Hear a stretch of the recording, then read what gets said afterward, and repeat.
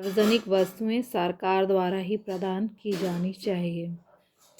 पहले हम ये देखें कि सार्वजनिक वस्तुएं क्या होती हैं। सार्वजनिक वस्तुएं वे वस्तुएं होती हैं जो सामूहिक उपभोग की वस्तुएं होती हैं। सामूहिक उपभोग यानी जिनका हम सभी लोग उपयोग करते हैं, जैसे राष्ट्रीय सुरक्षा, सड़क पर सभी लोग चलते हैं, लोक प्रशासन आदि सामूहिक उपभोग की वस्तु या सार्वजनिक वस्तुएं हैं।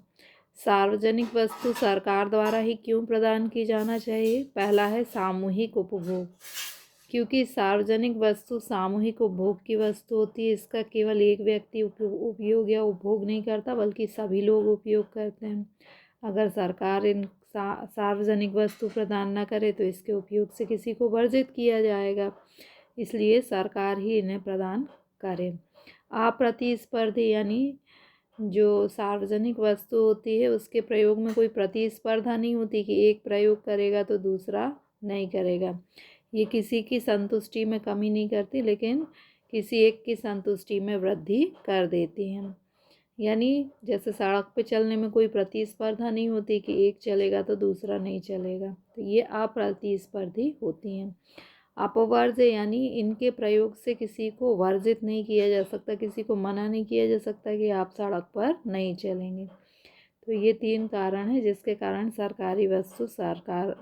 सार्वजनिक वस्तु सरकार के द्वारा ही प्रदान की जाना चाहिए। प्राथमिक घाटे और वित्तीय घाटे में अंतर बताइए। वित्तीय घाटा यानी राजकोषीय घाटा, इसमें आपसे पूछा राजकोषीय घाटा और प्राथमिक घाटे में अंतर बताइए। पहला है अर्थ, यह कुल प्राप्ति और कुल व्यय का आधिक्य, यानी सरकार की जो कुल प्राप्तियां और कुल व्यय का अंतर होता है उसे हम क्या कहते हैं? राजकोषीय घाटा। प्राथमिक घाटा हम किसे कहते हैं? राजकोषीय घाटा तथा ब्याज भुगतान के बीच का अंतर है। राजकोषीय घाटे में से यदि हम ब्याज भुगतान को घटा दें तो हमें प्राथमिक घाटा प्राप्त हो जाएगा। तो इसका अर्थ क्या है? राजकोषीय घाटा कुल प्राप्ति और कुल व्यय का अंतर है। प्राथमिक घाटा राजकोषीय घाटे में से ब्याज भुगतान घटाने पर प्राथमिक घाटा प्राप्त होता है। राजकोषीय घाटा क्या संकेत देता है? कि ब्याज के भुगतान सहित सरकार की उधार लेने की सीमा, यानी सरकार को कितना उधार लेना है ये कौन बताता है?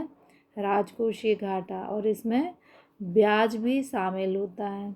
जबकि प्राथमिक घाटा ये बताता है कि सरकार को कितना उधार लेना है, लेकिन इसमें ब्याज शामिल नहीं है। दोनों उधार को बताते हैं, लेकिन राजकोषीय घाटा ये बताता है कि ब्याज सहित सरकार को कितना उधार लेना है, और प्राथमिक घाटा ये बताता है कि ब्याज को छोड़कर सरकार को कितना उधार लेना चाहिए। निर्देश, राजकोषीय घाटा ये बताता है कि जीडीपी समृद्धि प्रक्रिया में बाधा आ रही है, मतलब सरकार को इतना उधार लेना है, इसलिए समृद्धि यानी विकास की प्रक्रिया में बाधा आ रही है। जबकि राजकोषीय अनुशासन क्या बताता है? प्राथमिक घाटा क्या बताता है? कि राजकोषीय अनुशासन के निरंतर अभाव, मतलब प्राथमिक घाटा ये बता रहा है कि सरकार राजकोषीय अनुशासन का पालन नहीं कर रही है। राजकोषीय अनुशासन मतलब सरकार को आय व्यय बराबर रखना चाहिए, लेकिन ऐसा अनुशासन का पालन नहीं हो रहा है, ये कौन बताएगा? प्राथमिक घाटा। राजकोषीय घाटे का सूत्र है एफडी यानी फिस्कल डेफिसिट। राजकोषीय घाटे को इंग्लिश में क्या बोलते हैं? Fiscal deficit. बीई यानी बजटीय व्यय, और बीआर यानी बजटीय आय, यानी बजट एक्सपेंडिचर और बजट रेवेन्यू। यदि बजट के कुल व्यय में से कुल आय उधार को छोड़कर हम घटा दें तो हमें क्या मिलेगा? राजकोषीय घाटा। जबकि प्राथमिक घाटा में कैसे मिलेगा? एफडी यानी फिस्कल डेफिसिट। राजकोषीय घाटे में से हम इंटरेस्ट आईपी यानी इंटरेस्ट पेड, जितना ब्याज का भुगतान है उसको घटा दें तो हमें प्राइमरी डेफिसिट यानी प्राथमिक घाटा प्राप्त होगा। तो हमने क्या देखा कि राजकोषीय घाटा क्या है? कुल प्राप्ति और कुल व्यय का अंतर है। जबकि प्राथमिक घाटा राजकोषीय घाटे में से हम ब्याज अदायगी को घटा दें तो हमें प्राप्त होगा। यही इस फॉर्मूले में भी लिखा हुआ है। फिर राजकोषीय घाटा हमें यह बताता है कि ब्याज के भुगतान सहित सरकार को कितना उधार लेना है। प्राथमिक घाटा ये बताता है कि ब्याज को छोड़कर सरकार को कितना उधार लेना है। राजकोषीय घाटा बता रहा है कि जीडीपी समृद्धि यानी आर्थिक विकास की प्रक्रिया में बाधा आ रही है, जबकि प्राथमिक घाटा हमें यह बताता है कि राजकोषीय अनुशासन का पालन नहीं किया जा रहा है। अगला क्वेश्चन है, घाटे की बजट का अर्थव्यवस्था पर क्या प्रभाव पड़ता है। यह आप कर चुके हैं पहले।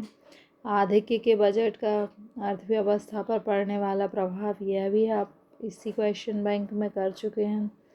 संतुलित बजट भी आप कर चुके हैं। संतुलित बजट यानी सार्वजनिक आय और सार्वजनिक व्यय जब दोनों बराबर होते हैं तो उसे हम संतुलित बजट कहते हैं।